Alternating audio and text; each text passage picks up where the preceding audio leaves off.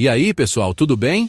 E hoje a gente vai mergulhar de cabeça em um dos temas mais complexos e que mais geram debate no Brasil, a política. Mas calma, a ideia aqui não é criar mais briga ou apontar um vilão e um mocinho.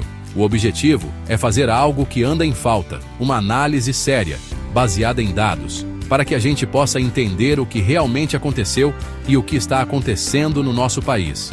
Vamos colocar lado a lado os governos de Jair Bolsonaro e o terceiro mandato de Luiz Inácio Lula da Silva, que começou em 2023. A polarização política muitas vezes nos cega, e a gente acaba defendendo um lado ou outro sem olhar para os fatos. A proposta deste vídeo é justamente fugir dessa armadilha. Vamos deixar as paixões de lado por um momento e nos concentrar nos números, nos relatórios e nos impactos reais que cada governo teve na vida dos brasileiros. A gente sabe que o Brasil é um país de proporções continentais, com desafios gigantescos, e governar não é uma tarefa simples. Por isso, é fundamental entender as decisões tomadas, os resultados alcançados e também os problemas que surgiram ou se agravaram em cada gestão. É um exercício de cidadania, de olhar crítico, que nos ajuda a formar uma opinião mais embasada e a cobrar nossos governantes de forma mais eficaz. Para fazer isso de uma forma organizada e justa, vamos nos concentrar em 5 pilares que afetam diretamente o nosso dia a dia. Vamos comparar os principais indicadores: emprego, fome, educação, saúde e dívida pública. A ideia é apresentar os dados de fontes oficiais e reconhecidas, mostrando a trajetória de cada um desses indicadores durante o governo Bolsonaro e como eles se comportaram até agora no governo Lula III. Prepare-se, pegue seu café, porque a gente tem muito o que analisar. Vamos juntos nessa jornada para entender melhor os caminhos e descaminhos do nosso Brasil. Vamos começar pelo emprego, um tema que mexe diretamente com o bolso e a dignidade de milhões de brasileiros. Durante o governo Bolsonaro, o cenário foi uma verdadeira montanha-russa. O impacto da pandemia de Covid-19 foi devastador para a economia global. E no Brasil não foi diferente. Em 2021, vimos o desemprego atingir um pico alarmante, chegando a quase 14%. Isso significava que mais de 14 milhões de pessoas estavam procurando trabalho e não encontravam. Era um cenário de muita incerteza e angústia, com empresas fechando as portas e famílias perdendo sua principal fonte de renda. A recuperação foi um processo lento e doloroso, que dependeu de uma série de fatores, incluindo a reabertura gradual da economia. A partir daí, no entanto, vimos uma trajetória de queda. Com o avanço da vacinação e a retomada das atividades, o mercado de trabalho começou a reagir. Em 2022, último ano do governo Bolsonaro, a taxa de desemprego caiu de forma expressiva, fechando o ano em cerca de 8%. Essa melhora foi um alívio para muitos, embora a qualidade dos empregos gerados, com um aumento da informalidade, fosse um ponto de debate constante. Era um sinal de que a economia estava respirando novamente, mas ainda com sequelas profundas do período mais crítico da crise sanitária. A discussão sobre a sustentabilidade dessa recuperação e a precarização do trabalho marcou o final daquele governo. Quando Lula assumiu em 2023, ele herdou um mercado de trabalho em trajetória de melhora, com a taxa de desemprego continuando a cair, chegando a 6,8% no início do seu mandato. A expectativa era de que essa tendência se mantivesse, com políticas de incentivo à geração de empregos formais e de qualidade. No entanto, o cenário não se mostrou tão simples. Em 2025, os dados mais recentes apontam para uma leve alta, com o desemprego subindo para 7%.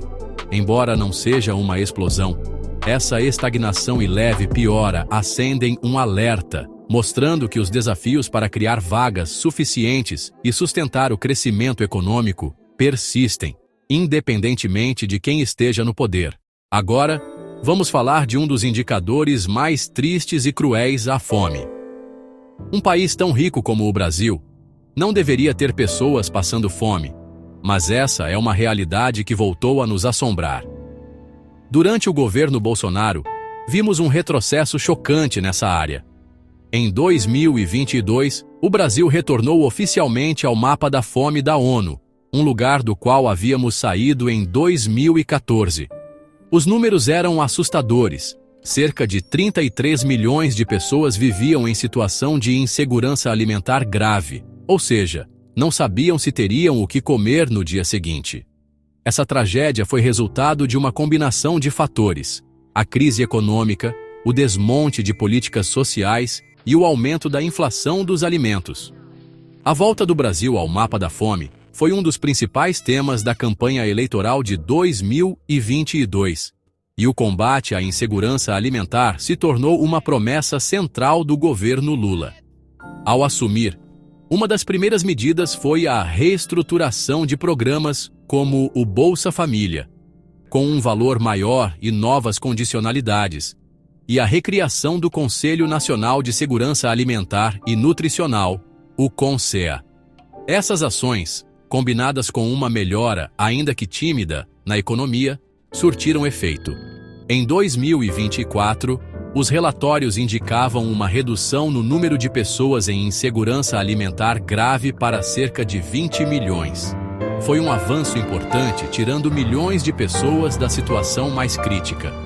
Contudo, a batalha está longe de ser vencida. Os dados mais recentes, de 2025, mostram que, apesar da redução inicial, o ritmo de queda diminuiu, indicando uma certa estagnação. 20 milhões de pessoas ainda é um número inaceitável, e a persistência desse problema mostra a profundidade da desigualdade social no Brasil. A inflação dos alimentos continua sendo um desafio, corroendo o poder de compra das famílias mais pobres, mesmo com os benefícios sociais. O cenário revela que, embora as políticas de transferência de renda sejam essenciais, elas sozinhas não são suficientes para erradicar a fome, que depende de uma estrutura econômica mais justa e inclusiva. A educação é sempre apontada como a chave para o futuro do país. Mas, na prática, ela tem sofrido com a instabilidade e a falta de prioridade. No governo Bolsonaro, a área foi marcada por uma gestão bem conturbada e por cortes significativos no orçamento. Em 2021, por exemplo, o Ministério da Educação sofreu um bloqueio de cerca de 4,2 bilhões de reais, afetando diretamente universidades federais, institutos de pesquisa e a ciência de modo geral. Pesquisadores e reitores alertavam para o risco de um apagão, com instituições sem recursos para pagar contas básicas como água e luz, ou para dar continuidade a projetos de pesquisa essenciais para o desenvolvimento do país. Além disso, o Fundeb, principal fundo de financiamento da educação básica, viveu um período de estagnação. A defesa da educação foi uma bandeira forte na campanha de Lula, que prometeu reverter os cortes e investir maciçamente no setor, desde a creche até a universidade. No início de seu governo, houve gestos importantes como o reajuste das bolsas de pesquisa, que estavam congeladas há anos, e a promessa de expandir os institutos federais. O discurso era de valorização da ciência e da educação pública como pilares para a reconstrução do país. Essa mudança de retórica trouxe esperança para a comunidade acadêmica e para os educadores, que esperavam um novo ciclo de investimentos e crescimento para o setor, deixando para trás os anos de asfixia orçamentária. Entretanto, a realidade fiscal do país impôs duros limites a essas promessas. Apesar dos discursos, o governo Lula III também recorreu a cortes e bloqueios de verbas para a educação. Em 2024, um bloqueio de 332 milhões de reais no orçamento do MEC já causou preocupação. E as projeções futuras, baseadas no novo arcabouço fiscal, apontam para uma perda potencial de até 4,2 bilhões de reais até 2030. Essa contradição entre o discurso e a prática gera frustração e mostra que, independentemente da orientação ideológica do governo, a educação continua sendo uma área vulnerável aos ajustes fiscais, comprometendo o futuro de gerações de brasileiros. A saúde pública no Brasil, que já enfrentava desafios crônicos, foi posta à prova de maneira extrema nos últimos anos. O governo Bolsonaro ficou marcado pela gestão da pandemia de Covid-19. O período foi caracterizado por uma alta mortalidade, com o Brasil se tornando um dos epicentros globais da doença e por polêmicas envolvendo a condução da crise. Houve um atraso significativo na compra de vacinas, o que, segundo especialistas, custou milhares de vidas. A postura do governo, muitas vezes minimizando a gravidade do vírus e promovendo tratamentos sem eficácia comprovada, gerou um ambiente de caos e desinformação, sobrecarregando ainda mais um sistema único de saúde que já operava no limite de sua capacidade. Com a troca de governo, a expectativa era de uma gestão mais técnica e alinhada com a ciência, especialmente após a experiência traumática da pandemia. O governo Lula III iniciou com a missão de fortalecer o SUS e retomar campanhas de vacinação que haviam perdido força. No entanto, um novo desafio de saúde pública não demorou a aparecer: uma epidemia de dengue sem precedentes. O país registrou um recorde histórico de casos e mortes pela doença, expondo falhas no planejamento e na prevenção. A crise da dengue mostrou que o sistema de saúde continua vulnerável a surtos de doenças endêmicas, exigindo uma vigilância constante e ações coordenadas que nem sempre acontecem como deveriam. Para agravar o cenário, a saúde também não escapou da tesoura dos cortes orçamentários. Mesmo em meio à crise da dengue, e com o SUS ainda se recuperando do baque da pandemia, o governo Lula III anunciou um corte de 5,5 bilhões de reais no orçamento da saúde para se adequar às metas fiscais. Essa decisão foi duramente criticada por especialistas e conselhos de saúde, que alertaram para o impacto negativo na assistência à população. Mais uma vez, vemos a saúde, uma área essencial, sendo sacrificada no altar do ajuste fiscal, o que demonstra uma dificuldade crônica do Estado brasileiro em garantir o financiamento adequado para um dos direitos mais básicos da população. Por fim, vamos analisar a dívida pública, um indicador que pode parecer distante, mas que afeta tudo o que discutimos até agora. É o tamanho da conta que o país tem que pagar, e quanto maior ela for, menos dinheiro sobra para investir em saúde, educação e programas sociais. Durante o governo Bolsonaro, a dívida pública deu um salto significativo, principalmente por causa dos gastos extraordinários para combater os efeitos da pandemia. A criação do auxílio emergencial, uma medida fundamental para socorrer milhões de famílias, teve um custo fiscal enorme. Com isso, a dívida pública bruta chegou a um patamar de 75% do produto interno bruto, acendendo um sinal de alerta máximo no mercado financeiro e entre os economistas. A preocupação com a trajetória da dívida e a responsabilidade fiscal foi um tema central na transição de governo.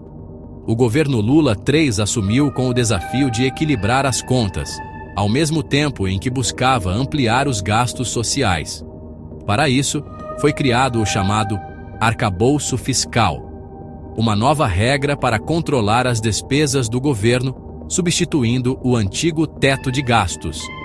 A ideia era permitir um aumento dos investimentos, mas atrelando o crescimento das despesas ao aumento da arrecadação, para que a dívida não saísse de controle. A aprovação dessa nova regra foi vista como um passo importante para dar alguma previsibilidade à política econômica. No entanto, a realidade tem se mostrado mais desafiadora do que o planejado. A arrecadação não tem crescido no ritmo esperado e a pressão por mais gastos continua alta. O resultado é que a dívida pública continua em uma trajetória de crescimento acelerado. Sob o governo Lula III, ela já atingiu o patamar de 80% do PIB, crescendo a um ritmo assustador de aproximadamente 82 bilhões de reais por mês. Esse cenário aumenta a desconfiança dos investidores, pressiona os juros para cima e limita ainda mais a capacidade do governo de investir.